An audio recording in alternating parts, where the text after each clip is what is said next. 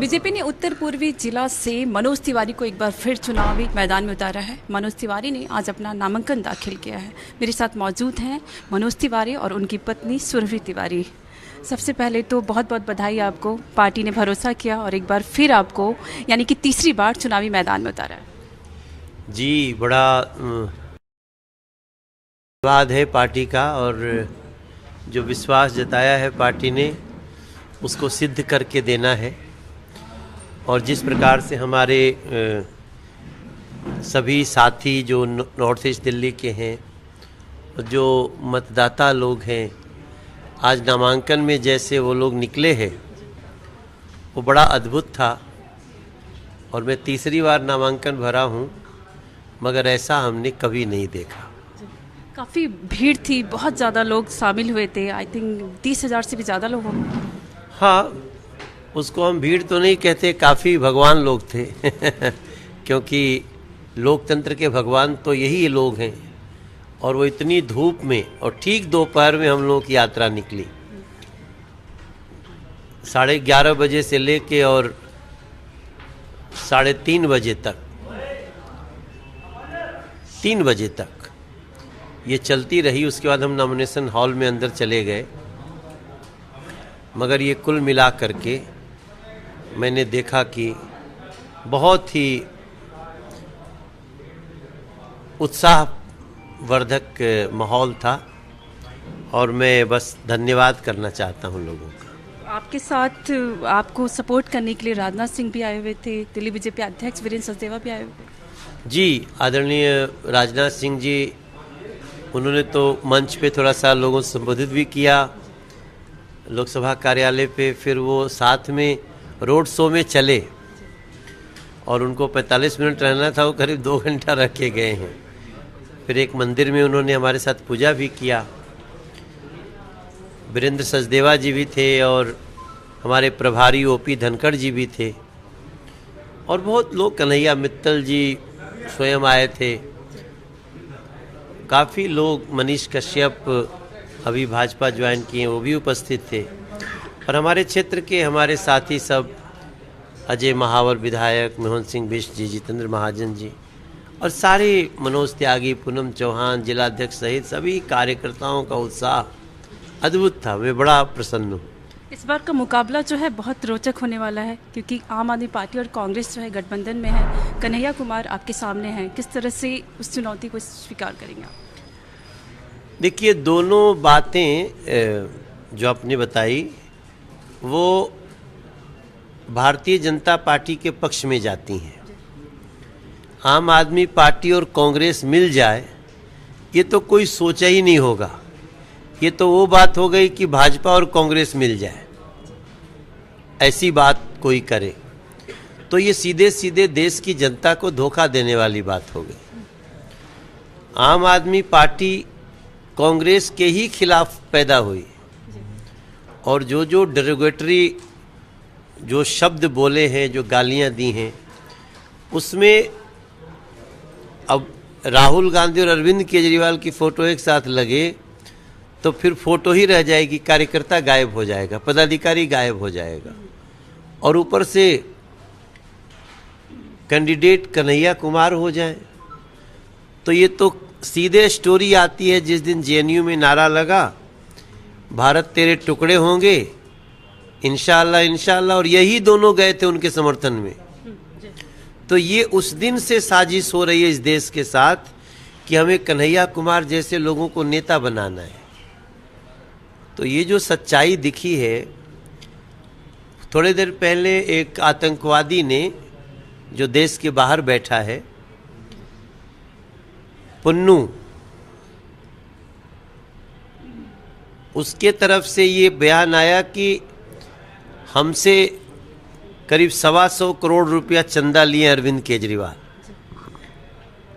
और चंदा लिए किस लिए, वो सब कारण बताए हैं। देश को अलगाववाद की तरफ सहायता देने के लिए। और आज वो दिख रहा है कि राहुल गांधी, अरविंद केजरीवाल, ये दोनों ऐसे नेता जो जिनको बड़ा नेता माना जाता है, आज भले उनकी जो भी स्थिति हो गई हो, अगर वो देश विरोधी लोगों के संपर्क में रहते हैं, उनको प्रत्याशी बनाते हैं, तो आज मुझे लगता है जो दिल्ली की सड़कों पे जो नॉमिनेशन में हुजूम आया है, कहीं ना कहीं ये उसका असर है कि लोग कह रहे अब हम बताएंगे कि ऐसा टुकड़े टुकड़े गैंग, टुकड़े टुकड़े भाव को सोचने वालों के लिए दिल्ली की जनता क्या करेगी। तो इस बार भी आपकी जीत पक्की मानकर चले? नहीं, लोगों का बहुत विश्वास है, लोगों का बहुत प्यार है, तो हमें तो निश्चित रूप से जीत बहुत ऐतिहासिक मिलेगी नरेंद्र मोदी जी के लिए।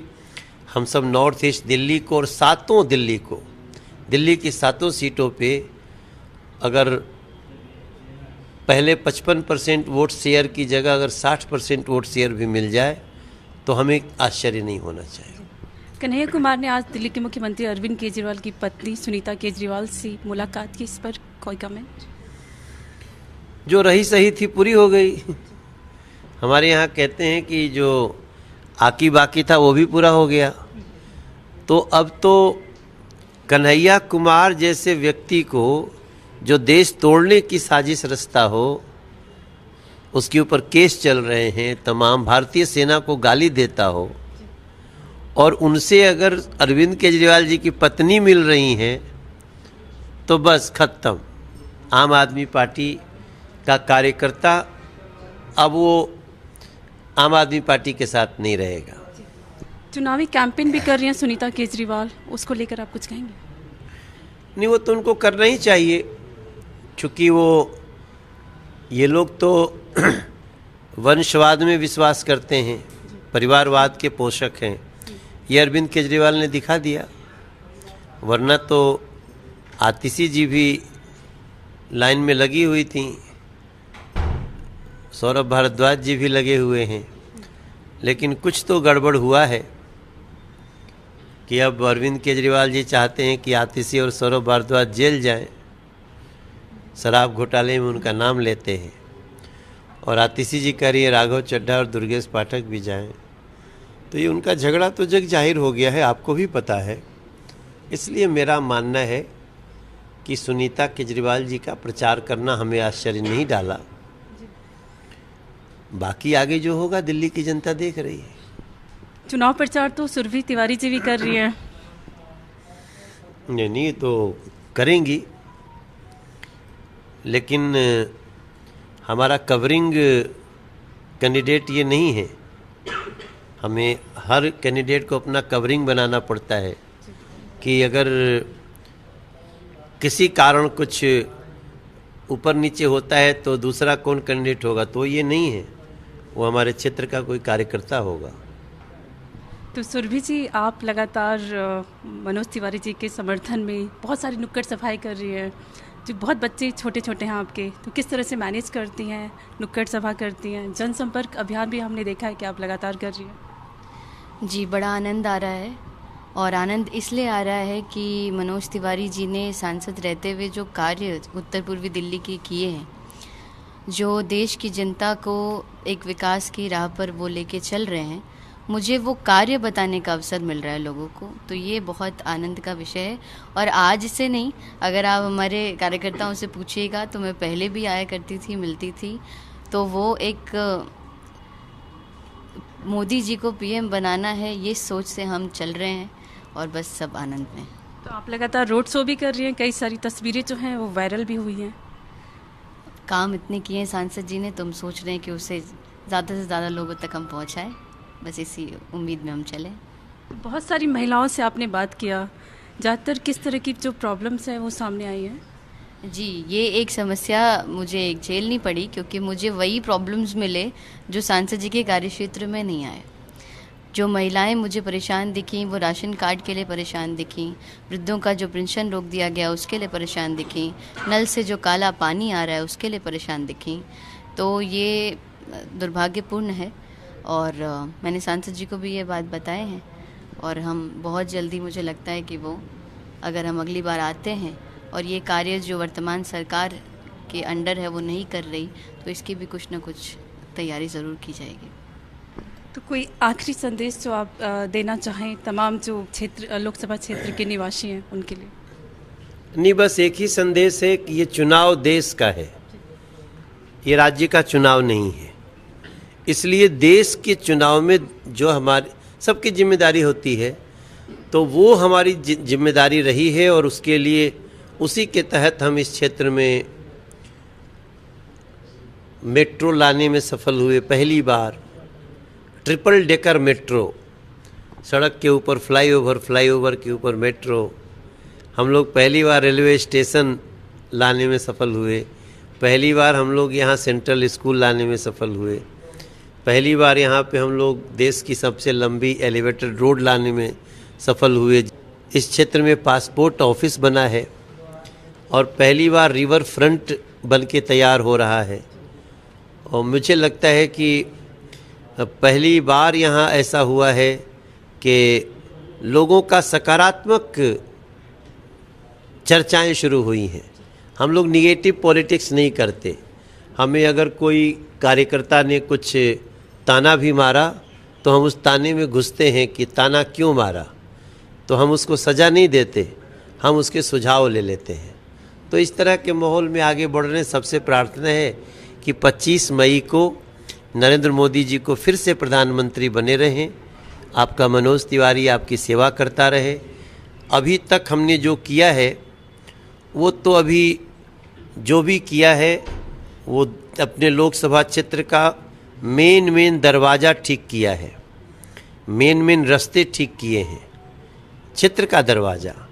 अब अगली बार 5 साल के लिए जब मौका देंगे लोग, तो अब हम कुछ जो छोटी सड़कें हैं उनमें घुसेंगे। गामड़ी रोड, सोनिया विहार का पुस्ता, करावल नगर रोड, गोकुलपुर का ड्रेन, गोकुलपुर की रोड, इसमें जाएंगे, सेवा धाम, और इसमें लोगों को अच्छा करके देंगे। बहुत बहुत शुक्रिया। तो आपने सुना बीजेपी सांसद मनोज तिवारी और उनकी पत्नी सुरभि तिवारी को। इस वक्त दिल्ली से कैमरामैन ललन के साथ श्वेता गुप्ता।